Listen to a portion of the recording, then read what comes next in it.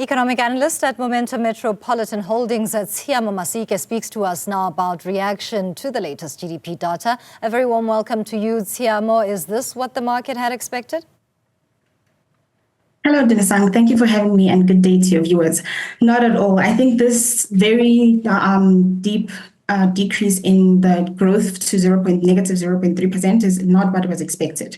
In contrary, what was expected was 0.5%. So the SARB expected 0.5%, as well as the Reuters median consensus also expected 5%. So this was indeed a very big surprise to the market. Surprise, absolutely. In essence, though, what does the reading tell us and mean for the fourth quarter GDP expectations, given that the contraction is not positive while sentiment is still rising amid easing inflation and interest rates, as well as that relief from load shedding? I think what this tells us is that the main reason for, as the previous speaker just alluded to, the main reason for the decrease was the agricultural sector, right? Decreasing by 28.8% and contracting 0.7 percentage points from growth. So the important thing to note here is that agriculture in its nature is quite volatile.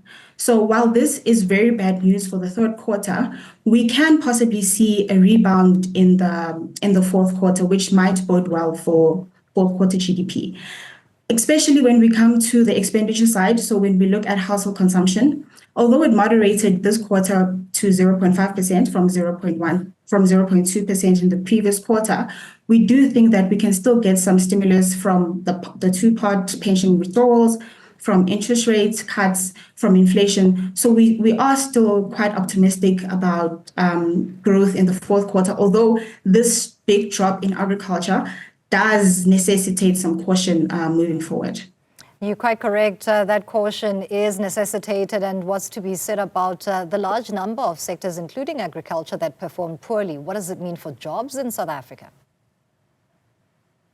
So jobs, we saw that in the third quarter of 2024, we saw a decrease in the unemployment rates to 32.1%. And this was actually the first time that we saw this decrease since the third quarter of 2022. Now, this was mainly driven by the semi-skilled workers, and while the skilled workers actually saw a drop. In terms of the sectors of the economy, there's still quite some variety in there. But what we can expect is that as these load shedding pressures alleviate, if we do get a rebound in agriculture, because we've seen sentiment, both business and consumer sentiment, has actually improved, we're expecting consumer sentiment now as tomorrow. We do still see some improvements in unemployment, in the unemployment rate. What we are also seeing as a continuation of positive performance is the financial sector. What's the reaction when it comes to the solidness that we are seeing, as reported, in particular, banking financial results that we've received of late? So the financial sector is performing quite well. We also see with the stats, with this third quarter GDP, that the financial sector performed well. What we're also seeing is that recently the SARB published their financial stability report last week, and that also just shows how stable the financial sector is.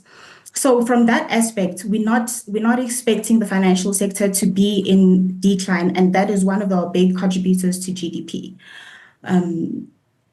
Yes. Thank you so much for your contribution. Tshiamo Masike is an economic analyst at Metropolitan Holdings, talking us through that reaction to the latest GDP numbers, a drop of 0.3%. That's the level we're sitting at in the third quarter of this year.